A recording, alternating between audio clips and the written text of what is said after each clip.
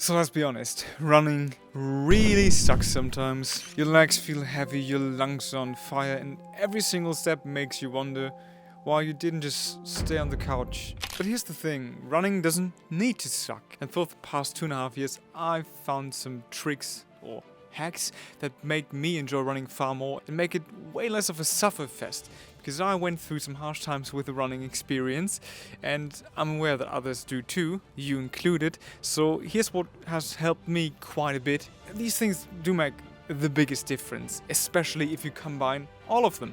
So stick till the end and learn something valuable that's gonna change your running journey forever.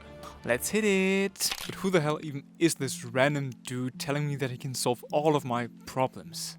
I mean, fair question. My name's Sebastian, I've been running for 2.5 years. Yeah, pretty much 2.5 years.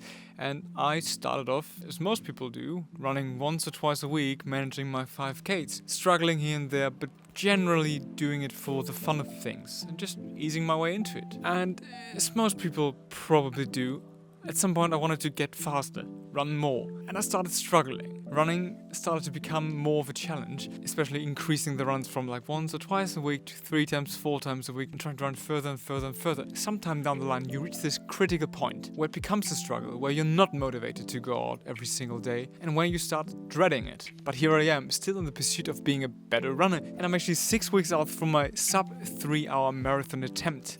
So yeah, I've been sticking to it, and I've been getting really fast, enjoying the process. So that being said, let's get to the spicy part. Let's get to the interesting bits, the 5 tips that I'm gonna give you that are gonna change how your running feels.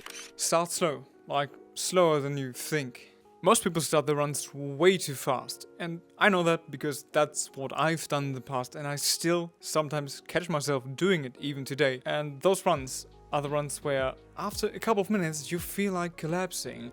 You just started the run and you're feeling really bad. You're way too much in your head thinking, why is this so exhausting?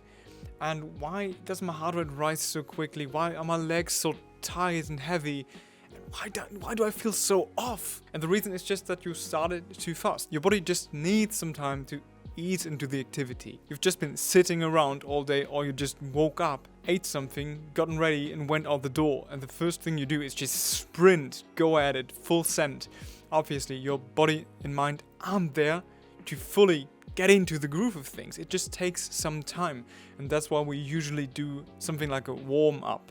Warm-up in this case can just be taking the first 1 to 2 kilometers a little bit easier, and I'm talking just do something that's very conversational. Actually start easy and don't be too obsessed about just hitting your goal paces in the beginning. If you do it this way every single session from now on, it doesn't make a difference at all. It's just gonna make the general running experience far nicer because the beginning isn't as horrible. So the second point is actually something that really helps me, especially right now during my marathon prep, and it's breaking it down. So breaking the session down into bits. In practice, this looks like I'm not just gonna do a 30k long run because that's a 30k block, that's a thick boy. I'm gonna think about doing 10 or 5k blocks of running. This gets even easier if you actually have 5 or 10k blocks of running in the session integrated. So something like 10k easy, 5k marathon pace, 10k easy, 5k marathon pace, 10k easy. Making it not only a construct but actually having physical structure to it. But you can do the same thing with shorter runs. Let's say instead of thinking, okay, I have to do this 10k run, it's gonna take 60 minutes, 65 minutes. Thinking in percentages, for example. Okay, I've already done 10%, only 10 more. I've already done 20%, 25%, 50%, whatever. Having these blocks that you finish off, ticking a box and being like, okay, 1 out of 5 done. That can make it far easier mentally because you're not overwhelmed by the whole thing in itself, so the entirety of the training session, but you're more so focused on specific individual blocks of training. Or if you're even more in the beginning of your training journey, I'm just gonna focus on finishing the next 5 minutes. And after that, I'm gonna do another 5 minutes. And after that, I'm gonna do another 5 minutes. And I'm gonna continue this process as long as it feels good. So even though we're running the same distance and the same time, psychologically, it feels totally different. And that's extremely, extremely beneficial, especially on days where you're just not feeling like going out for that run. Make it fun. running doesn't have to be boring. Running doesn't have to be suffering in silence. Some people struggle with being in their own thoughts, dealing with them throughout a run and just listening to nothingness, which I can get. I guess I personally don't struggle with that. But if you do, you can listen to podcasts, you can listen to your favorite playlist or listen to some comedy stuff. I don't know what people are listening to. Get yourself a good pair of headphones, like these here. These aren't mine. These are Shock's earphones from my girlfriend. I had these myself, but I sent them back because I personally cannot deal with listening to something. I usually love listening to podcasts. But for me personally, I realized that during a run, I need to be in the zone. I need to be focused on running itself, and I need to experience it without having something blast into my ear the whole time. Even though the sound is good and everything's cool, for me personally, I need the clarity. And I, at some point, start talking with myself. I'm imagining scenarios. I'm thinking about different things. I'm letting my mind wander. And that is entertaining to me. I can reach this flow state if I'm listening to something. So for me, not necessary, but for you, it might just be the biggest game changer ever. There's absolutely nothing wrong with taking your headphones, listening to music, listening to a cool podcast. Some people say it's less hardcore. Who gives a shit about people who tell you that you need to be hardcore when doing something that's good for you physically and mentally? Who the fuck cares? Just listen to the music of podcasts. If it makes the experience easier and more fun, that's good. So do it. And something else that can be a total game changer, also for somebody like me who doesn't like to listen to something, is just switching the running scenery on a regular basis. Finding different routes, finding new routes, exploring a little bit. That can make the biggest difference. I've had many runs where I didn't feel like going out at all. And I just came up with the incredible idea, why not go this way instead of that way and just roam around and see what I can find. And those runs have generally, at all times, been the most fun runs I've had, period. Those runs where you just explore around. You don't have a proper plan. Like you have a general direction and a understanding of where you're going, so you're not getting lost. And you probably should have your phone at your disposal. But those runs generally are the most fun and can make the general running experience far more enjoyable. So try running new routes, listening to music, maybe combining both. Could make a pretty big difference. Point number 4. I hate to say this, but some of you might already know that I'm going to say this. Gear actually matters. So the gear that you're using can make the biggest difference. I've made a video about this. Actually, last week's video was about this. Gear on specific sessions and days, and depending on your level of performance and your goals, can make a really big difference. So obviously, if your feet are hurting, you're getting blisters, your legs and chest or whatever is chafing because of your bad running clothing, running is gonna suck.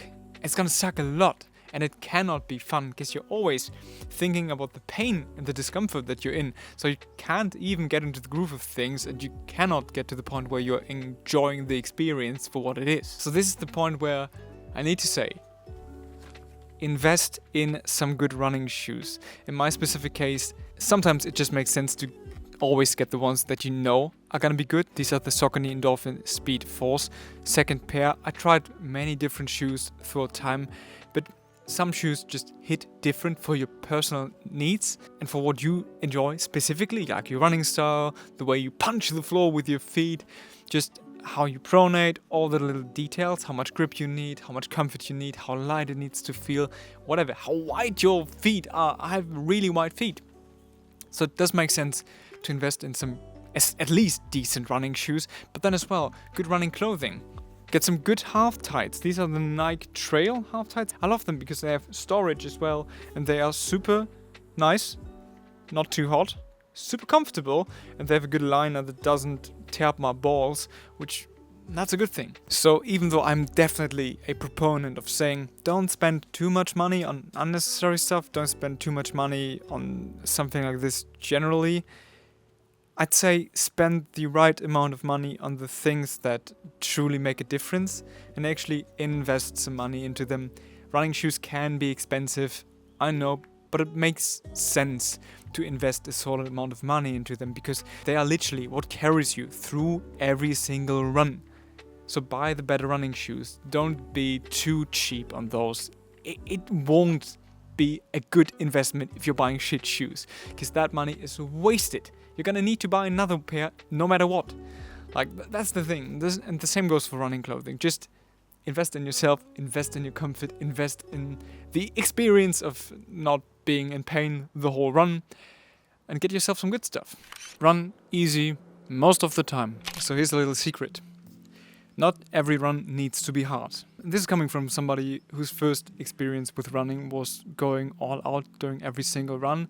I still remember 15-year-old Sebastian trying to run 3 to 5 kilometers maybe, and going as hard as I could, being out of breath like every 500 meters and just struggling so much. I hated every single time that I went out for a run, and that completely ruined my running experience. It took me 8 years till I was able to go back at it again. No, 9 years even. But when you stop treating every single run like a race, every single time needs to be better than the last one, it suddenly becomes less miserable. If your daily performance isn't there, if you're just not feeling it, or you just want to take it easier on a day, just do that. It's completely okay, and it's not gonna destroy all of your progress. And the thing is, most runs should be easy. We're talking the standard 80-20 method. 80% easy, 20% hard. Easy runs build your endurance, keep injuries away, and give you space to actually enjoy the running. So yeah, running doesn't have to be a punishment. Not at all. It can be quite fun. Start slow, set mini goals, make it fun, get the right gear, and keep most of your runs easy. And that is the recipe, not for disaster, but for the opposite, for having a good time and starting to enjoy the process of running. And that's a good thing. So try a couple of these out, or maybe all of them combined, which would be the ideal way, the ideal approach.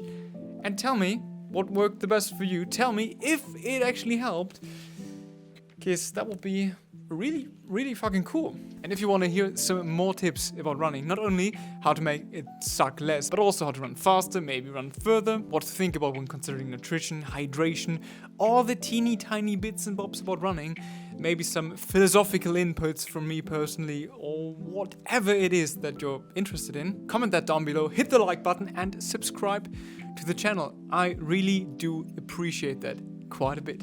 So thanks a lot for watching, and see you guys for next week's video. Bye!